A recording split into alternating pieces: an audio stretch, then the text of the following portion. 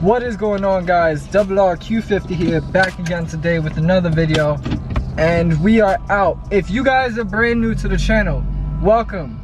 Basically the whole entire basis of this channel is this 2015 3.7 liter Q50, and we're trying to turn it into a Red Sport 3.7. Now what does that mean? This car at least has to have 400 horsepower. That is the goal, because that's what the Red Sport is. It's the Red Sport 400. But it only comes in the 3.0T model. So we're gonna supercharge this 3.7 and try and make it a 400 horsepower Red Sport 3.7 liter Q50. Now that we got that out of the way, you guys know my plans with this channel, my ideas and everything I want to do. Now let's talk about what's been going on, guys. So you guys obviously know that my car has been on the tow truck like 3 or 4 times. Content hasn't been as consistent as usual. Granted, I probably only have like 13, 15 videos out there. I've probably been only doing this for about 3 months, but the point still stands that I haven't been as consistent with content. So let me explain real quick. You guys know that my car has been on the tow truck like 3 or 4 times already, and I had a little video about kind of what happened the first initial time my car actually broke down. I actually got a video out on it. If you guys want to check it out, I'm gonna leave a link in the description just in case you guys want to get a better grasp of everything. But basically what ended up happening is my car wouldn't start and I had to get it towed. I got it towed like 2 or 3 times because it didn't start that one time. Basically it ended up starting out of nowhere. I ended up replacing the battery, yada yada yada. Go ahead and check that video out. You guys will actually figure out what I'm talking about. And the car worked for about like another 3 months. What was weird is I had a couple of people come and check out my car, and they said that they didn't think it was a battery problem, which is weird. I mean, my car was working fine, so I didn't think nothing of it. You know, I just took it with a grain of salt. But after about 3 months, I started understanding what they meant, because my car actually started getting hesitant. This is around like 2 or 3 weeks ago, before my car got put in the shop. And after a week of doing that, it broke down at my job. So I had to get another tow truck, and this is when I finally just took it to the mechanic shop. He runs a diagnostic on it, and he comes to realize that my fuel pressure is at 33 psi. So if you guys don't know, the VQ37 fuel pressure ratio usually sits around 50 to 55 for the VQ37s. Yeah, I was running at 33, which is kind of insane because I had no idea whatsoever. I thought it was just hesitant. I knew my car was a little like jumpy and wasn't really working to peak, but I didn't think my fuel pressure was 20 pounds under. So my car's been in the shop for like 3 days now. He finally tells me it's the fuel pressure, and we actually need to replace the fuel pump. This is what's weird. He tells me that apparently my fuel pump assembly cracked, and he said he's never heard of that before, especially on the newer Q50s. He said he's seen it on like some 370s and maybe some G37s from like before 2008. But anything past that, he was like, I've never seen a fuel pump problem with these kind of cars, you know, just in my experience. So it's kind of weird that out of all things, my fuel pump cracked. So whatever the case may be, I had to get a new one. And this is where the conversation comes up of, do I get an aftermarket fuel pump? So here's the thing. You could either get the OEM fuel pump from Infiniti. I would have got that literally shipped to my door the very same day, and I probably would have drove off the lot with the car probably the very next morning. Or you could go for an aftermarket fuel pump. I'll put a link in the description to that aftermarket fuel pump. It's actually at z1motorsports.com. And the thing with this fuel pump, it's actually double the size of the standard OEM fuel pump. And this fuel pump, once you get a whole new, you need new fuel wires and a whole return system. But at that point, once you do that, this fuel pump is actually compatible with E85. So once I actually get all the fuel system and fuel return and fuel wires, everything ran through this car will actually be E85 compatible. Now, what does that mean for us right now? Nothing. There's nothing really we can do. So why did we get it? The reason why we got the aftermarket fuel pump, I guess spoiler, we needed it for the supercharger. So he was telling me, if you're gonna go for the supercharger, this OEM fuel pump is just not gonna cut it. It's not gonna be able to hold the amount of power that you're trying to run through the supercharger. So with the aftermarket fuel pump, I believe it could withstand anything to around 700 horsepower or 800 horsepower, I believe, which is insane. So I thought it'd just be my best bet. Instead of wasting money on a OEM one just to get it, you know, a couple of months later, it kind of just made no sense. So I went with the aftermarket fuel pump, and with that, I had to wait like an extra 2 or 3 days. So realize with the OEM, I would have got my car back the very first day. With the aftermarket fuel pump, I was gonna have to wait like 4 days just to get it installed.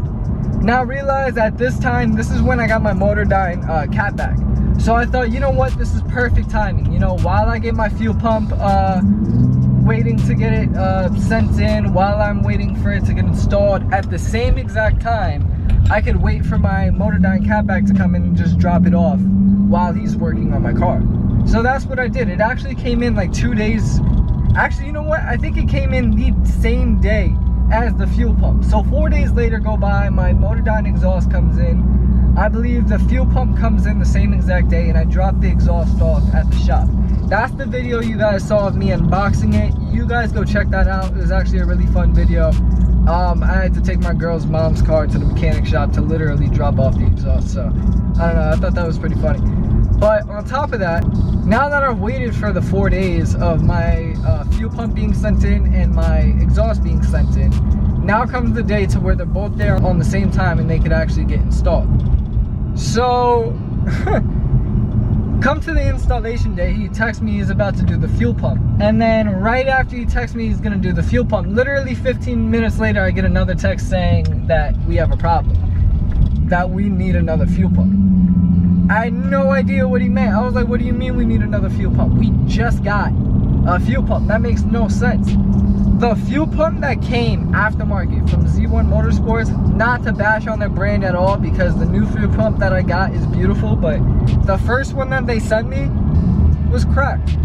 Yeah, I got a cracked fuel pump. I probably paid like $300 for this fuel pump, and it literally came in cracked. The whole assembly and everything, which is so weird how that happened, how it was the same exact thing, and it was caused from shipping. So like, I don't know, I mean, what do you really do besides call the company to tell them that you want, you know, either your money back or another item? So I just called him and told him that I needed another fuel pump because the one that they sent me was broken, and they ended up actually doing a 2-day priority shipping. So that's awesome. We actually, you know, they actually took care of us. They actually were very courteous in the fact that they, you know, sent me a broken product and they replaced it within 2 days. Now here's another funny thing. Granted, I had to wait another 2 days, so that sets me back more time. Realize another thing, my Motordyne catback is there, so he can install it that day too. Which is funny because right after he goes and figures out that the fuel pump is not there, he goes to install the catback exhaust and he realizes that there's no hardware for the exhaust. So I don't know, I thought that was kind of ridiculous, the fact that my fuel pump got sent in and it came broken, and my catback got sent in and no hardware came with it. And if any of you guys know, basically if you guys order an aftermarket exhaust, especially a catback that's gonna need clamps and different bolts and things of that nature, just, it should come with it. It should come with it from the factory. You shouldn't need to go out of your way to get accessory pieces just to install your exhaust. It makes no sense. So again, here goes me calling another company, telling them that they didn't send my stuff correctly, and having to wait another 2 or 3 days until it gets sent in. So I believe this landed on a weekend, so 2 days ended up being 4 days. Finally, everything got installed on Monday, and I'm ready to come pick up my car. You guys think it ends there. Listen, I'm not trying to rant, but goddamn, dude, I really got the shit end of the stick, because I go pick up my car from the mechanic shop and it literally doesn't start. Yeah, the same exact thing happened to me when it broke down the first time, broke down in the mechanic shop, or the gas station, and then the third time it finally broke down in the mechanic shop, which made no sense because this is when I finally got my new pieces. So we're back at square one. After literally a week and a half of probably waiting, content is behind. So he actually figures out what the problem is right on spot. There's actually a little fuel nozzle, not a nozzle, more of a tube that sits on top of the fuel pump. And it came with the fuel pump that we got. So basically how he explained it to me, it has two clamps on either side. It makes the shape of a U, an upside down U. And that's where the fuel is taken from the actual tank into the fuel system. That is like that main tube. It sits on top of the fuel pump. That popped off. Yeah, so as soon as I started the car, I guess too much pressure ran through and I popped the nozzle right off. And he literally installed it right in front of me and the car started right back up. I'm sorry guys, traffic got really bad, but where was I? Right, I started the car up, no problem. Alright, he fixes the tube. I drive it to work. I leave work. I don't leave work because my car breaks down at work. Yeah, so the very same exact day that I got my car fixed, broke down, fixed again, went left, broke down again. So at this point, I'm starting to like think of how much my car might go for on Craigslist. This is ridiculous, dude. It's already been like 2 weeks. All I want is my car back. All I want to do is to drive. All I want to do is bring you guys more content. Again, I put my car in the tow truck.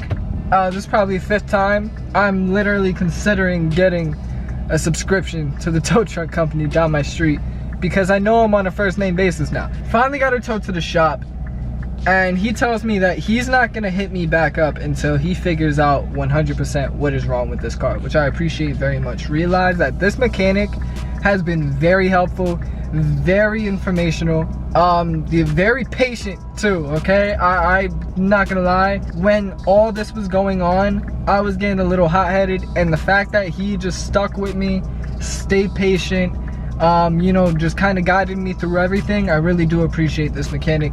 Impact Motorworks here in Seminole, Florida. Go ahead and check them out. Any performance needs that you guys need for your Nissans or Infinitis, please, they specialize in it. They're very good with their work. They're very informational. Chad, he's the main mechanic over there. He'll take care of you guys very well. He knows what he's doing. Basically what I meant is, this is not due to the mechanic's fault at all. The reason why this has been taking so long is really just kind of trial and error. That's kind of all that's been happening. You know, the fuel pump coming in late, the Motordyne hardware not coming in at all, the fuel nozzle not being able to withstand the pressure, which I'm about to talk about right now.